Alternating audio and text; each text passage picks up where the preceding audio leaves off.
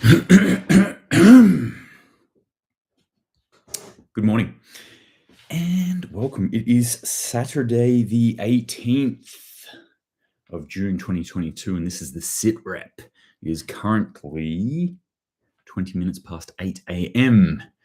Australian Eastern Standard Time, and I'm going to start off with another passage from one of my favorite books, Atlas Shrugged by Ayn Rand. He thought of all the living species that train their young in the art of survival. The cats who teach their kittens to hunt, the birds who spend their strident efforts on teaching their fledglings to fly.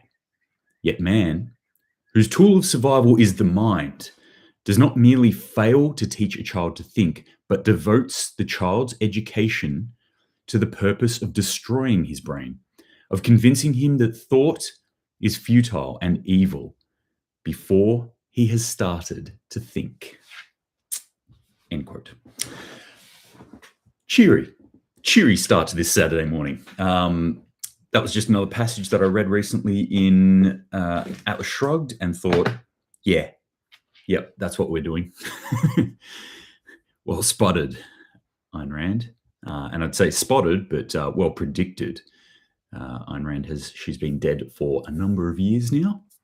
And she wrote that book or released that book at least in 1957. So could see it coming back then. All right, a whole bunch of stories, unsurprisingly, this morning that I'm going to jump into, and it's all over the shop. It's everywhere. Some stuff pertaining to us here in Australia, some stuff internationally, some more strategic level stuff, and some things that are going to hit us in the hip pocket and in other ways. But let's start off with China, Taiwan. Taiwan's coming out and touted the ability to attack Beijing with supersonic cruise missiles. China should take Taiwan's ability to attack Beijing into consideration before launching an invasion, said a top Taipei official. Taipei, Taiwan, whatever you want to call it, but that's what this story called it, Taipei. Very interesting that this kind of information is coming out. Again, always looking at the rhetoric that's coming out from this part of the world, the propaganda, the information, the news releases, what they're saying and how they're saying it, and what they're saying by saying what they're saying. So what that underlying effect is of Taiwan coming out and saying, hey, we can actually attack Beijing if you were to attack us, be warned. What does this show me? It shows me that obviously Taiwan is afraid, and that they're starting to step up now and say, hey, look, we're not defenseless. We can do something, and we can do something more than just repel your invasion or attempt to repel your invasion. We can actually strike back, because Taiwan isn't that far from China. That's part of the reason why China is claiming Taiwan. It's very, very close to mainland China. So, the ability, do they have this ability? I'm pretty sure they would. I haven't checked the actual statistics on what a cruise missile can do, but it makes sense to me that it would be able to. I could be wrong, though. If you think I'm mistaken, please let me know. But again, just more disturbing signs of increases in or escalations in tensions within this area. All right. Top investor warns US economy is going to collapse. I mean, these sort of predictions, these predictions, honestly, I've been reading these predictions for years, really. Everyone's talking about the everything bubble, this bubble, that bubble, and now the everything bubble has become quite popular idea within the last 18 months that everything is about to burst. I think at this stage, in all honesty, the way I'm looking at it, saying that the economy is going to go into some stage of a collapse, however you define that, saying that the economy is going into collapse is akin to saying that the sun is going to rise tomorrow. It's like, no shit, Sherlock. Really? It's so freaking obvious at this point that the economy is going to take a huge downturn, which we could define as a collapse. And the speed of that downturn will, I think, determine whether we actually define it as collapse or recession or soft landing or whatever. But I think we've gone beyond the point of soft landing now. We've gone into the point of recession, and we are heading straight towards collapse. There's a lot of fudge factor in this space here for what we can and can't call these sorts of things. But I think it's pretty obvious at this point that it's going to happen. But this was from a Michael Novogratz. Sounds very Russian. Mikhail Novogratz. Michael Novogratz, who's a financial veteran. I like that term. Makes it sound like he's fought in the financial wars, the previous financial wars. You know what? I survived the 2008 crash. I came through the dot-com bubble, and now I've seen this happen before. I'm a veteran. Anyway, financial veteran and crypto investor Michael Novogratz. I think this dude's probably sweating bullets right now, seeing what crypto is doing at the moment. He's probably just seen a lot of his personal finances wiped off the market. And so it's not surprising that he's saying, hey, the entire US economy is about to tank. In other financial news, I don't actually have the article of this in front of me, but Powell?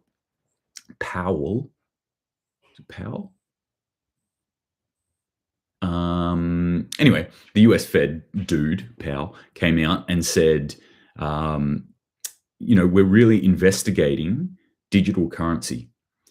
And he used some very interesting language around it, which popped up to me. I'm like, oh, okay. He said, because of, I can't remember the exact language, but it was basically because of, he was admitting that there was instability within the current system, within the US dollar. And he used some different languaging about it, but if you know what they're talking about, you can quite plainly see, he is actually talking about the US dollar and how it is at the moment in a state of flux. Like the US Fed doesn't even know what the US dollar is going to do. So he has come out and openly admitted that they are investigating the possibility of moving towards a central bank digital currency. And he used that languaging too. He said the CBDC, they're investigating it. So, this is a big shift. I think this is something which has been coming for a long time. And those of us who have been looking at this sort of stuff have seen that it's, again, quite obvious that there is a collapse happening, that there is going to be a change. What it's going to be it's not anyone's guess. There's only a couple of options that it could be. And it is moving rapidly towards looking like governments might be moving towards a central bank digital currency. In particular, now you would look at what's happening in crypto at the moment and go like, well, it's clearly unstable. Why would we go towards it? But I think that's actually a pro for central bank digital currency, because they will use that as an excuse. They'll look at it and go, look at what unregulated digital currency can do. It just wiped out billions, trillions of dollars off the market. We can't just have that kind of reckless power, not in the hands of a central bank, not in the hands of a Federal Reserve, not in the hands of a government. We need to take control of this. Obviously, you children don't know what you're doing. You don't know what you're doing with your money. You're making up money and you fucked it. So Big Daddy's going to come in and sort it all out. We'll sort out digital currencies from now on. Digital currency, like this for me is a huge warning sign for the whole digital currency world.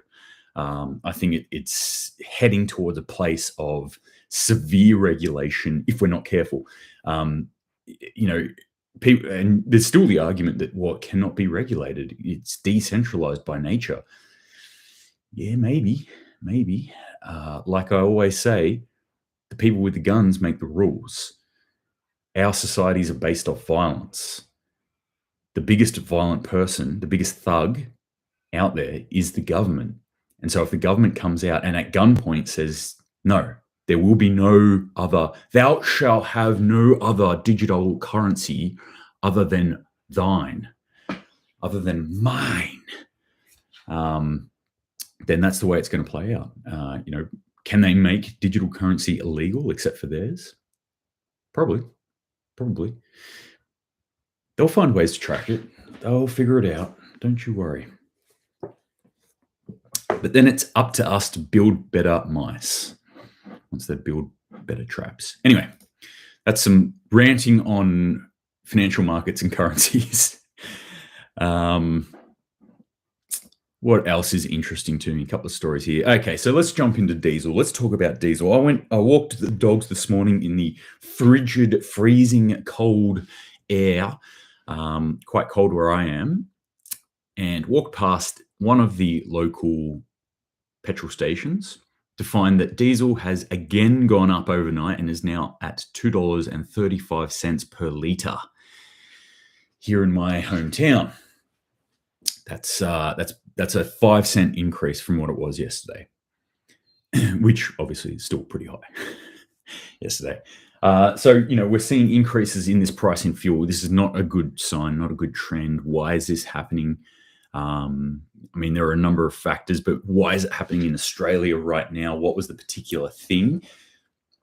Well, I'm glad you asked. Could it be increased demand in diesel right now? Possibly. And I'll circle back around to that point. Why would there be increased demand in diesel? Okay, so we got diesel shortages, we've got increase in fuel prices. What else with diesel do we have to worry about? Because diesel runs, I've said this a million times, diesel runs our societies. It runs our trucks get all the stuff out there. It runs our food system, the tractors run off it, all things that are big machinery run off diesel. But there's another key point to this, a little additive called AdBlue. I was in Sydney, as some of you might know, recently, and I was driving along and I looked at a big bus next to me that was transporting human beings from their little goldfish bowl apartments to some sort of office block in order to mindlessly automaton their way through their day so that they could then rush home and spend their money on shit that they don't need and watch programs that will make them dumber. Anyway, I was looking at this bus and I could see a big section of it that had a spout on it that said AdBlue only. AdBlue. What is AdBlue for those who don't know? I've talked about this before, but I want to reiterate and remind you how important AdBlue is to Australia and what the problems are here. AdBlue is an additive that goes into diesel engines, not all diesel engines, but all large diesel engines, all trucks, all buses that you can see, like I'm pointing out here, all farm machinery. Everything large diesel has to have AdBlue. What does AdBlue do? Well, AdBlue is a diesel additive which decreases the emissions. So it's often called a DEF, a diesel emission. Fuck, I can't remember. Diesel emission something or other. I'll remember it in a sec. But anyway, these additives are put in not because diesel necessarily needs it, but because of a rule that came up on top saying, hey, diesel is too dirty. We need to decrease the emissions from it. So we're going to add this stuff to it, this AdBlue, this diesel emissions fluid. Boom. We're going to add that to it, and that'll help fix it. So that goes into the engine. Both of those, the diesel, the AdBlue goes into the engine, and it mixes and does its little, magic, mysterious thing that we can't know about. And then the emissions come out the other end and are lessened. And by law, certain engines have to have that. And almost all European diesel vehicles, even consumer vehicles like normal cars and things, also have it. So if you own a European car, chances are it'll probably have AdBlue on it. You may not even know it's there because it will just get topped up every time you go put your car in for a service, but you may know it's already there. So for example, if you own a Volkswagen, a newer sort of Volkswagen that runs on diesel, chances are it also utilizes AdBlue. So what's the problem with that? The main ingredient of AdBlue is urea. Urea is also a main constituent ingredient of fertilizers. Urea is manufactured by a number of countries, primarily the number one country being China. About 6 to 8 months ago, China came out and said, we are not exporting any urea anywhere because we need it to grow food within our own country, because they are a net importer of food. And they're very, very worried at the moment that their people are going to starve. Their 1.4 billion people are going to starve. So no urea coming out, lessened. Obviously, there's an effect on fertilizers there for starters, so the food shortage is going to get worse. But also, AdBlue can't be made. Australia has only certain supplies of AdBlue, and it's not like we can just generate it ourselves. As I said, it comes from constituent products that come from outside of our country. Are you starting to see where this is going? Because the AdBlue goes into the engines are built to take AdBlue. It's not like we can just go like, you know what? Doesn't matter. We'll just run it with diesel. Those engines won't run if you don't put AdBlue in them. That's a problem. All those engines, those buses that are taking those mindless automatons to their useless jobs that do nothing to earn money that they don't really need to spend on things that they don't really need. Well, those buses aren't going to run. Okay, that's buses, big deal. Well, I keep talking about this. These trucks, they're also not going to run. We could have all the diesel in the world, but without the AdBlue, trucks aren't going to run. That's a huge problem for everyone because food can't get to us. But it doesn't even matter that the food can't get to us from the farms because we can't get the food out of the ground because the tractors aren't working. But it doesn't even matter about that because we can't grow the freaking food in the first place because we use fertilizers to grow that food and we can't get enough fertilizer to grow the food.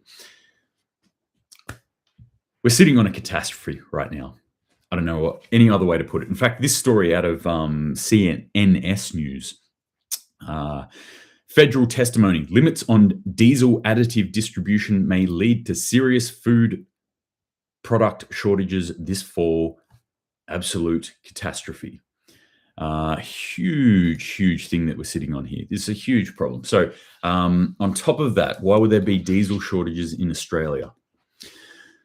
Well, could be that we're now starting to use diesel to generate electricity. Obviously, we're having an electricity problem within Australia at the moment. And I've briefly tried to explain this, that it's not actually, I was actually watching Canadian Prepper, Nate at Canadian Prepper yesterday, and he does similar things to what I'm doing here, where he goes through news stories that he finds interesting to get the information out there. Now, he said he actually touched on these electricity shortages within Australia, and he said it's because of a shortage of coal. I don't think it is actually a shortage of coal. In reality, I don't think technically, the amount of coal we have in Australia is enough by a long way to power our power plants. It's a whole heap of other issues that are the problem. Primarily, the problem is price capping within the industry. That's actually what's causing the shortages. Anyway, the industry's come out and said, here's a story from The Guardian saying South Australia turns to diesel generators as gas shortage and price spikes hit. So we're using diesel generators now, like I was talking about yesterday, where they're pushing it back out to individual generators and saying, hey, fire up those jennies, fire up those diesel jennies and pump that electricity back into the grid. We need it. Problem being that, are they being fairly compensated? Probably not. Probably not, especially not seeing that diesel is so high, and diesel, as I just said, increased. Why has diesel increased? Well, probably because it's being used in more generators, which means the price will increase there, which means the price of electricity increases, which means less electricity gets created, which means they ask more diesel generators to keep working for longer, which means more diesel gets used, which means more diesel shortage, which means diesel increases in price, which means, do you see where this is going? How absolutely and like frustratingly asinine and short-sighted these policies are, that these decisions are. I feel like at this point, whoever is making the decisions for our country, which are ultimately going to affect our lives and could quite soon be affecting not only the quality of our lives, but the very fact that we live, our survival, these plans have been written out on crayon, and not very well, because I think these people have been eating the crayons as well. Like, what the hell is going on here? This is insanity. We really need to start. I can't get this across enough to people. If you're watching this today, we really need to start thinking about how we generate our own electricity as individuals. I'm not talking about us thinking about policy for the future and how Australians do it, how you and I do it. how are we going to do it? Start to think on that scale. Start to think individual scale. So I just got in the mail yesterday something that I bought off like eBay or something, off some individual dude, which was a certain connector for two different types. There's a bunch of different types of solar connectors that you can use. And I've got panels that have one connector, and I've got cords that have two other connectors. And then I've got a solar battery generator that has another connector. And so none of them fit together. And I just had to buy some things to actually sort it out. So I've done that. This is the sort of stuff that you need to be doing, though, is starting to think about, where can I get solar panels? What kind of solar panels can I get? What kind of cords do I need? How much length of cord do I need? Can I start installing this stuff myself? Can I start laying it out myself? Can I start looking at these solar generating ideas or electricity generating ideas for myself? Once we do that, then we start to band together. We can create a working electricity grid that is equal to or better than the current one we have, but just not on the scale that we have. We can do it within a couple of neighbors. We can do it within a community of people. If every single human has solar panels or some way to collect energy, be it solar, wind, be it water, turbines, whatever it is, a battery system, and then we start to actually pull resources and have a collected battery system, we can actually create enough energy from our own homes to power everyone, and for it to cross-load that power to everyone within the community. That is doable. That is a decentralized power grid, and it is very doable. This is the sort of stuff we need to start moving towards. This is the sort of stuff that I want to start encouraging and want to start doing within my community as well. Anyway, that's the situation on energy and diesel within Australia this morning. Hope you're all doing great. Staying nice and warm. Panic buying of petrol, diesel amid rumors of fuel shortages in Kashmir. Kashmir is an area between Pakistan and India that is historically been quite a conflicted area, that they've been fighting over it for quite a number of years now. But because of that, disruptions from either one of these countries can get felt or can be more exacerbated in this Kashmir area. Anyway, they had some rumors that there was going to be a fuel shortage. Bang, there was a run on fuel. And then there was fuel shortages because of that. So you can see that the thought of shortages can actually cause shortages. And this can happen with anything. It can happen with food, it can happen with toilet paper, it can happen with fuel, it can happen with money, with currency, runs on banks and things like that. It can happen with absolutely anything. When people get scared and they think something is in short supply, they will rush out and they will buy it en masse. And I think that's what's going to happen eventually with things like food. All right, with really important stuff. This is why I always recommend that you have stuff stored up. You have electricity stored up, you have food stored up, you have fuel stored up. And, however much you can afford, however much is feasible for you to do, I don't know what that is. Me personally, I aimed to have originally 2 jerry tanks, so 40 liters of diesel spare. And then I built that up. So I had a full tank for my vehicle. And then in my family, we've got 2 vehicles, both on diesel. So I built that up to both vehicles. I have enough here for both vehicles to be filled up once with a full tank. And then I built up a little bit more on that. I put like another 20% on that or another 30% on that.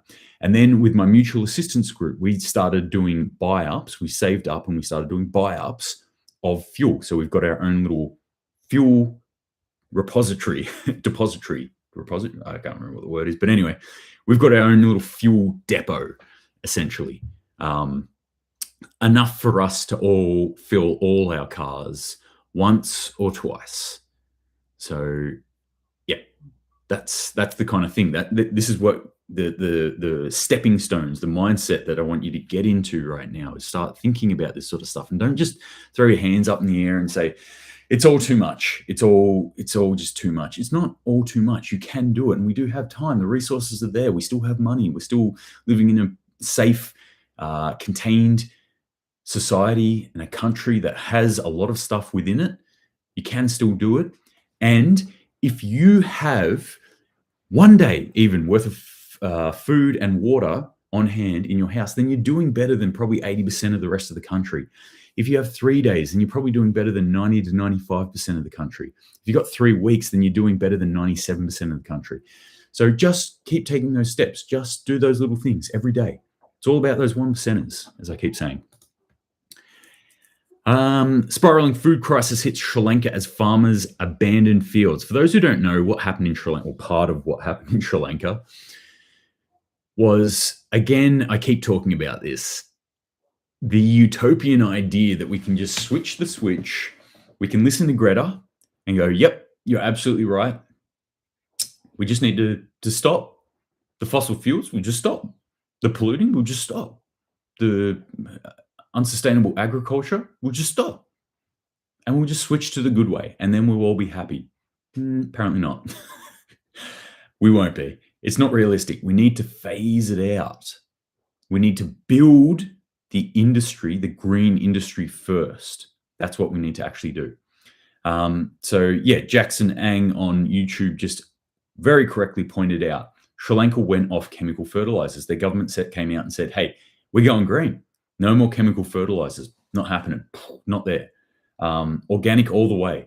And they're like, yeah, we're doing it organic. And then realized that their yields went down to about 30% of what they were. And they're like, we can't feed ourselves without the agricultural system that we had. This is bad. Then they've run out of money, but they don't have the system of bringing in, like they shut down that industry of fertilizer coming in. So it was just like shut off, and that sort of thing takes time to build back up if they even had the money to do it. So farmers are apparently abandoning fields because they can't physically grow that much. This thing about cheap energy that people don't understand fully, I think. The energy has to come from somewhere. The food that we create requires energy. Energy is the key factor for everything. That's the key point of exchange, really, within our society. It's energy. Everything runs off energy. What we used to do is utilize human energy in order to do it. And so it was pretty, what would you call it? It was pretty straightforward math on it. We would use our energy from our own body to grow food and then eat that food to energize our body. And as long as we had surplus in the food that we were eating versus the energy that we're expending to get that food, then we're okay. Then we found something that burns really, really cool, really easily. And so we could use that as the energy. So we've just outsourced our energy to this black fluid that we could burn really, really well. Essentially, that's all we're doing. Now, going off that energy quotation, that arithmetic there, it needs to be taken up by someone or somehow. So can we get it off the sun? Well, we're trying rapidly to do that, but it's not quite the same. Maybe you need more humans out there. The equivalent human being energy expenditure in order to, compensate for, say, one tractor. I don't know what it is, but it'd be quite a few humans to compensate for just one tractor or one fuel tank in one tractor.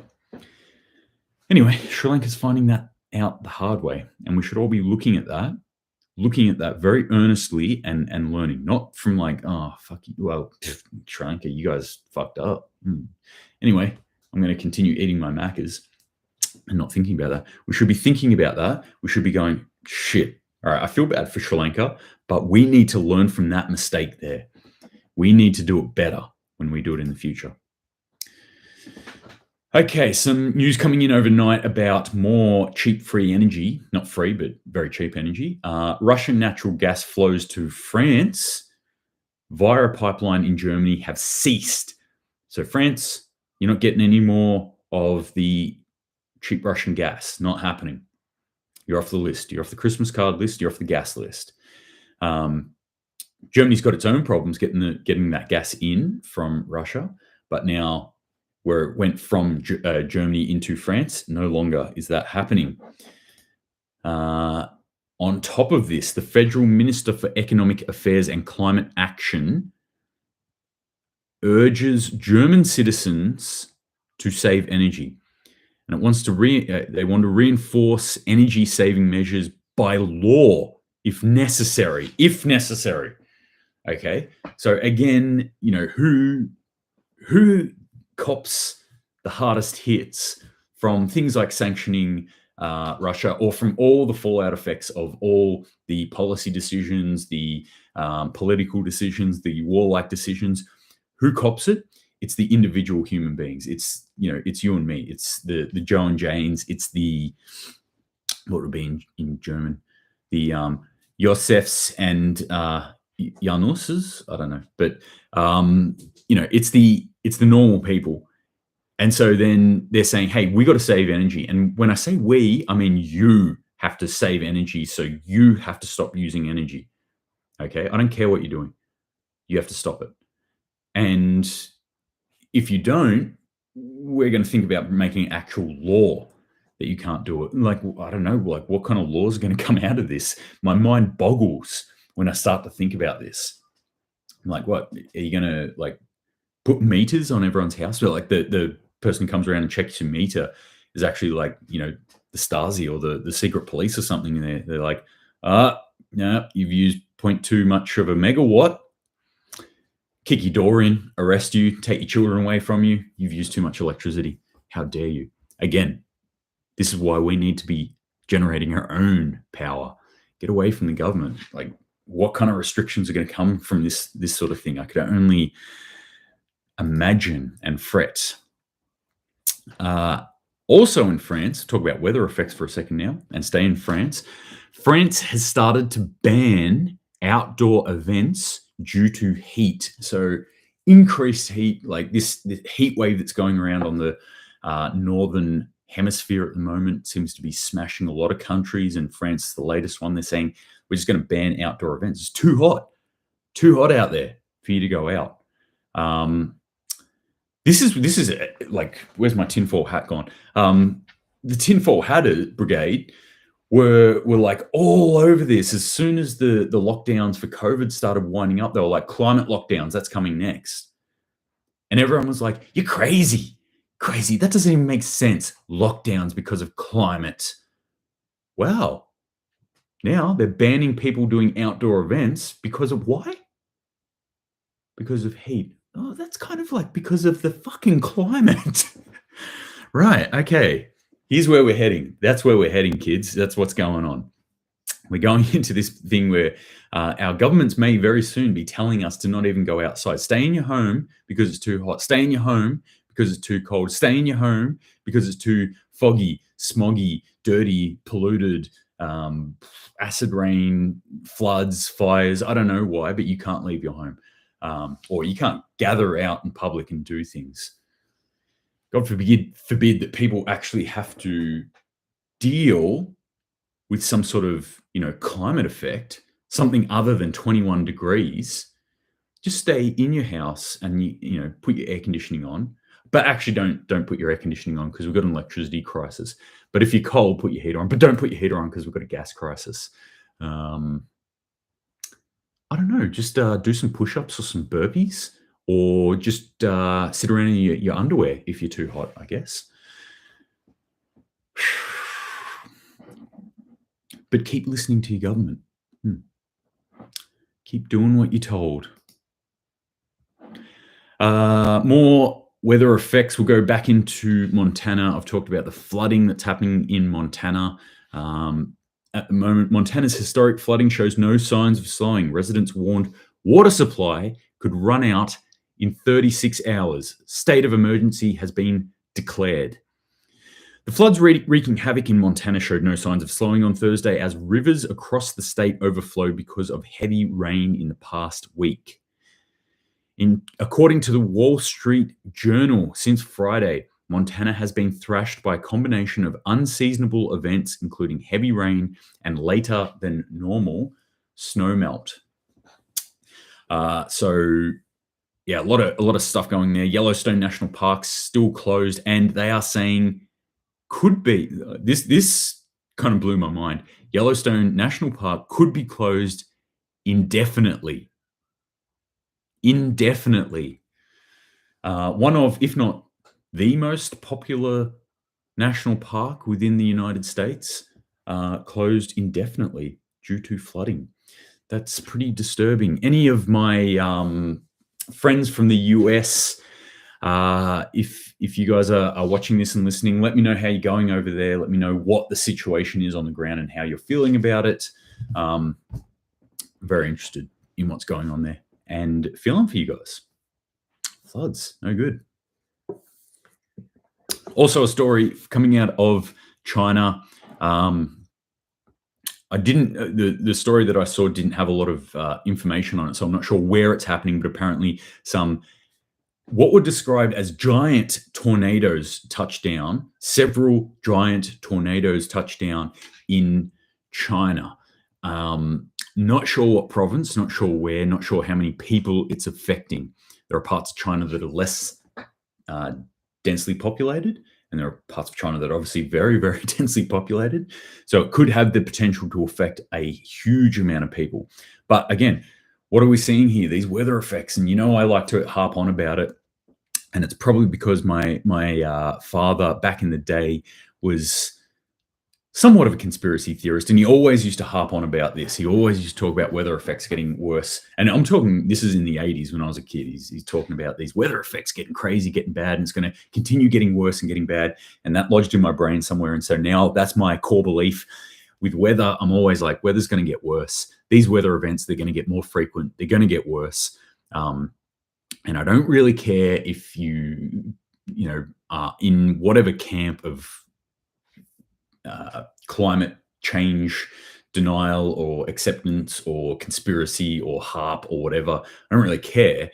I mean, I do care, but I'm not really here to discuss that in this. I just want to discuss what the actual effect of all those possible things is. And it's that there are huge weather effects that will affect huge amounts of human beings. And it's going to cause us a lot of hurt and a lot of pain. It's something we need to think about. We need to think about when we're building our houses, when we're planning out where we're going to live and how we're going to live.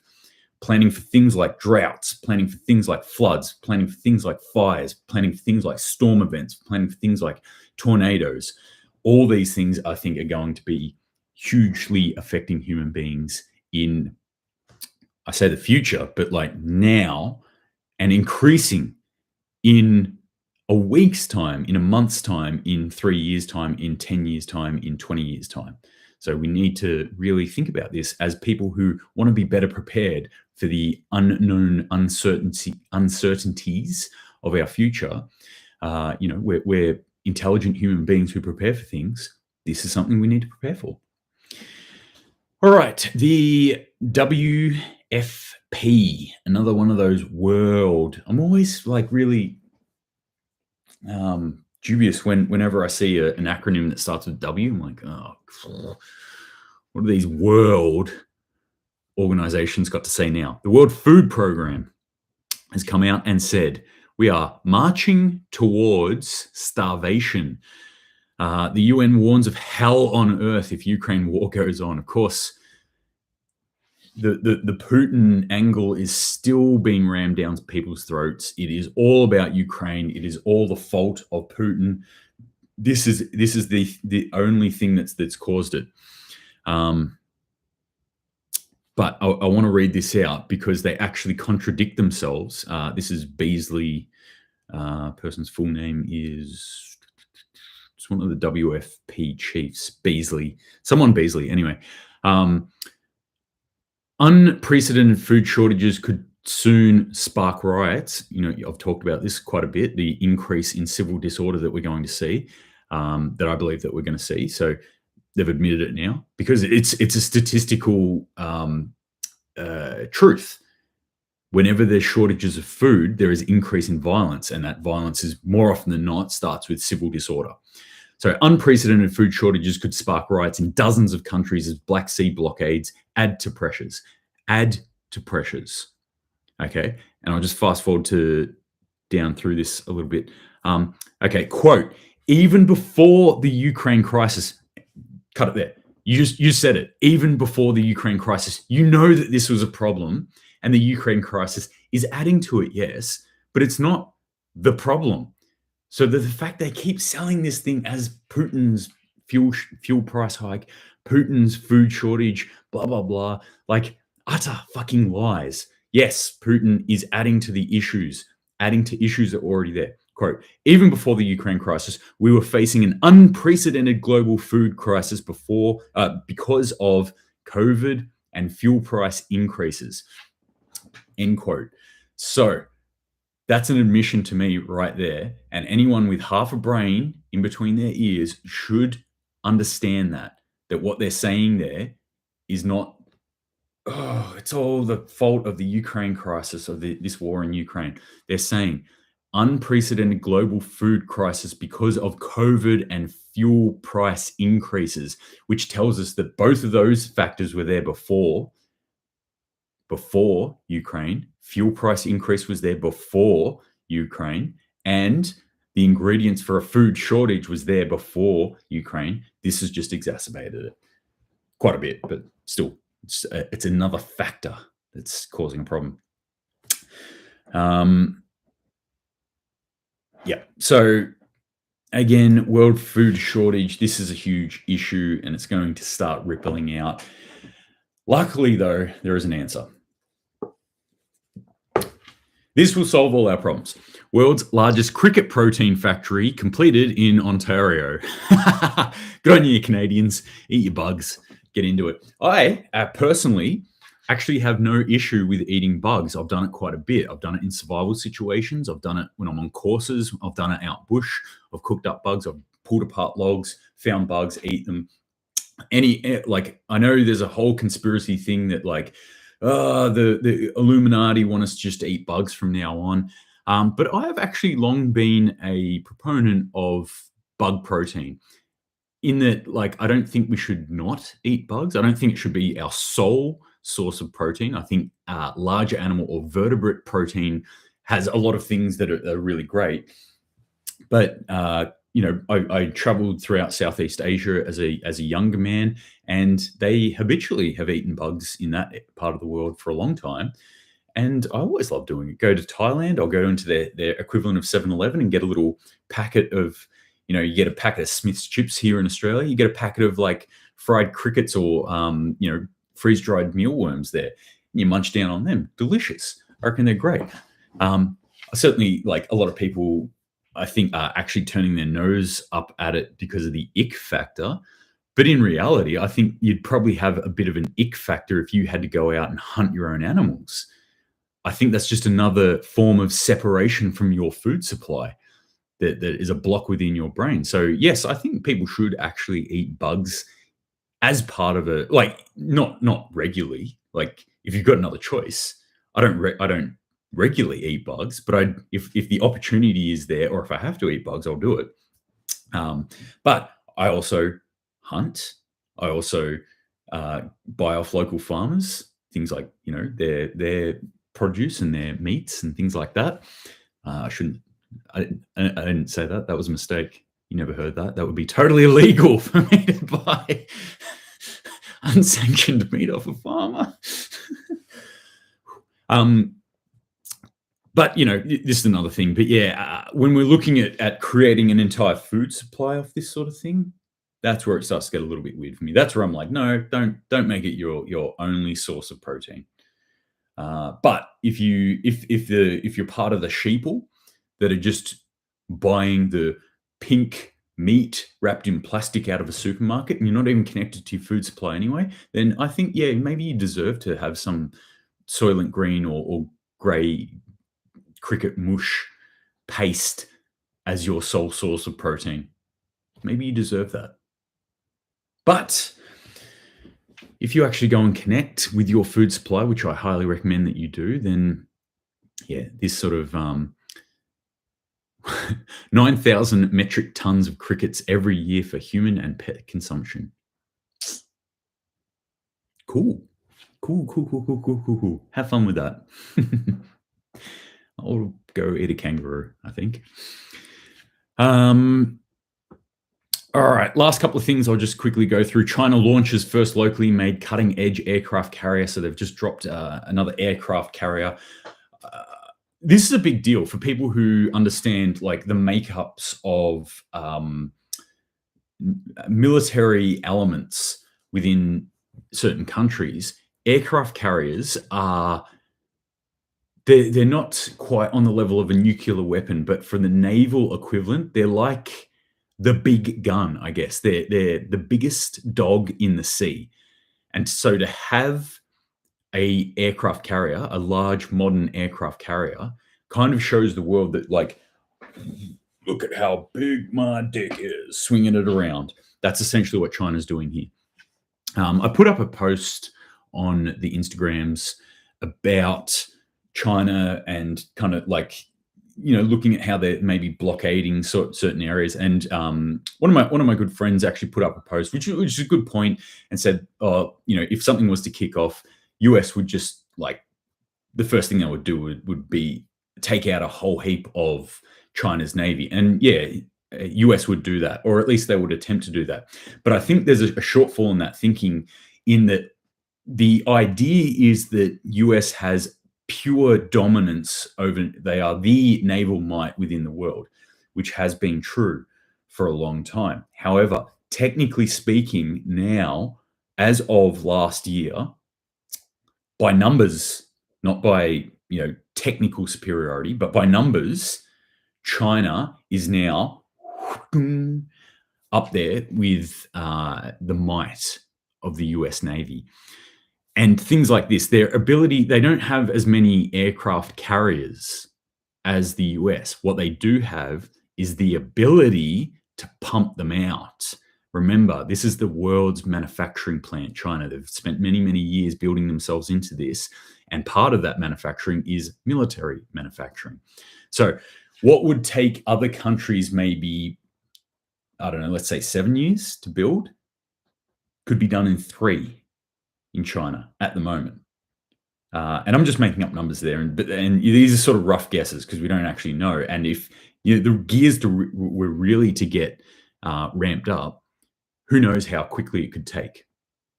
But does that mean that China's going to win? Absolutely not. This is a big release from China. And again, this is akin to the story that I was talking about at the start with Taiwan. This is more us like walking out, not us, China walking out there and going, look how big and strong I am. But is this aircraft carrier ready to roll? No, I don't think it is. And it probably won't be fully ready to roll for a little bit. Who knows how long it'll be. But it is a super cutting edge advanced carrier that they're dropping into the ocean today. So something to keep an eye on. And again, the reason this information is being put out by China is, it's foreshadowing what is about to happen in this area. And it increases tensions in of itself. All right, North Korea. I'm always really interested. I've got this like the part of me that loves watching zombie films and playing zombie games. I love watching closed down countries and seeing like outbreaks. Not love. I'm just like, is this it? There's been a couple of little outbreaks in North Korea because they get shut down quite quickly. The information gets shut down quite quickly about it. But this one's not anything to do with zombies. I just thought it was just another interesting one that piqued my curiosity. It appears to be, where is the information here? North Korea's state media has revealed authorities have sent medicine, food, and daily necessities to 800 families to help battle the unspecified acute enteric epidemic spreading in one of their cities. That meaning an intestinal type thing. South Korea is looking at this and they suspect that the outbreak may be something like cholera or typhoid. But, quite interesting, this fever symptoms that they've talked about. And this isn't the first time we've heard about this. If you recall a couple of weeks ago when North Korea had their first outbreak of COVID, only a couple of weeks ago, There was also a number of reports about an unspecified fever that was going around. And so this, is this part of it? We don't know. But their state media also said in reports that this is like they also reported on the fever symptoms that were still spreading in a separate report. So it kind of shows us that, there's something going on, like people have got the runs or something in this city, but this other fever symptoms that are happening is also still going. Is the fever thing COVID? Possibly. But I like to think that it is actually the zombie apocalypse. It's happening. You heard it here first. North Korea, zombie apocalypse. It's about to blow out over the borders. They're going to come running, charging over the demilitarized zone into South Korea, and then from there, spread out. No, I'm only joking. It'd be a lot cooler if I wasn't. Nobody wants a zombie apocalypse. Or do they? In other news, I'm buying a new shotgun. Unrelated news. Message from a friend here who just sent me a photo this morning, which I thought was interesting. I was taking apart a little light that I put on my dog's collars when I walk them in the dark. I need some light to see them when they're off running around. So those little flat batteries, the CR batteries, CR2016, CR2025, CR2035, all these sorts of batteries. 35? I can't remember. Anyway, those flat batteries, those little watch batteries. My friend here, he was reporting that up in Sydney, they were sold out. So he went to a number of supermarkets. So went to a supermarket, wasn't there. Went to another one, wasn't there. Went to another one, wasn't there. Different branded supermarkets as well, not just the one supermarket. Little interesting tidbit for you. That piqued my interest because I've got to go out this morning and buy some. So hopefully there are some in my local supermarket. But again, this is something we need to think about when we think about energy generation, stockpiling stuff. And I'm always talking about food and water and electricity and stuff like that. Well, part of electricity is batteries. My battery setup is I generally try and get the rechargeable batteries as much as possible. And I've got a little recharger and I cycle through my batteries. That's not going to last forever, but it's going to last a lot longer than one-use batteries. But these batteries, I have never come across rechargeable flat batteries. So this is something that maybe need to go stockpile, need to think about getting a few more of if this is something that you require. But that's it for today. That is the sum of it for Saturday. I hope you're having a fantastic weekend wherever you are. And, get out in gardens, get out and do some prepping, make yourself a little bit more safe this weekend, whatever that looks like. And I just want to read the next part of the next paragraph, again, from what I was reading from this morning, Atlas Shrugged by Ayn Rand. So I was at the start talking about how, as humans, every other animal sets its young up to survive. We teach them, or they teach them to survive. But as humans, we don't do that. In fact, not only do we not do that, in our society, we anti-do that. We do the opposite. We don't train our young to survive. We don't train our young to even survive the hardships that could happen in our society. We don't build resilience into our young. We do the opposite. We build fragility into them. We tell them if somebody says something that you don't even like, well, they can't do that. We don't teach them just to hear something, even somebody insulting them to their face, and go, okay, well, that is that person's opinion. There's none of that resilience that I see happening in society right now. So that's something that we do.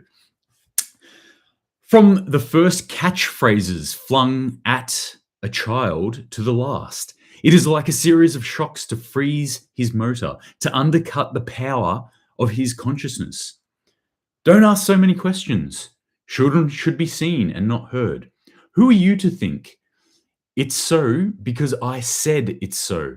Don't argue, obey. Don't try to understand, believe. Don't rebel, adjust. Don't stand out, belong. It goes on and on and on. But think about that right now. Think about that little quote there and how that applies to what we've been told, at least just for the last 2 years, with the little issues that we've been having in our society. Don't stand up, belong. Don't rebel, adjust.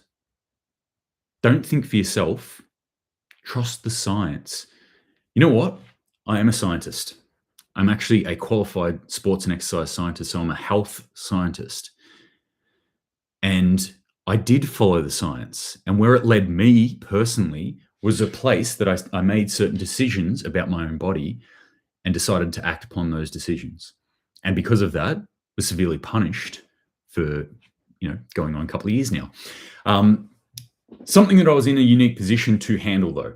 I was very lucky to do that. A lot of us were not and had to conform under the guise of believing the science. So that's one thing I want to leave you with today is that we should think for ourselves. And not only that, we should critically think as much as possible. So don't just take in information. Don't even just take in information that I'm giving you, because I'm just one person and I'm making my own interpretations of the information that I see. And I am wrong sometimes. So look at the stuff that's been given to you. Look at what you're consuming.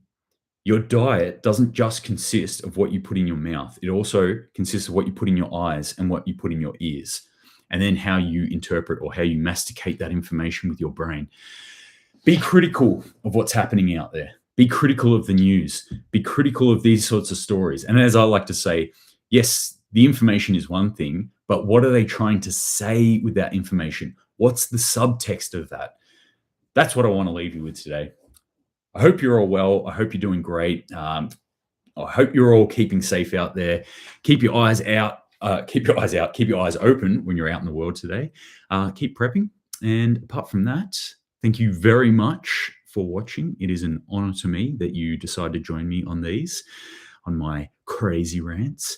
I appreciate it very much. Stay safe out there and Semper Paratus.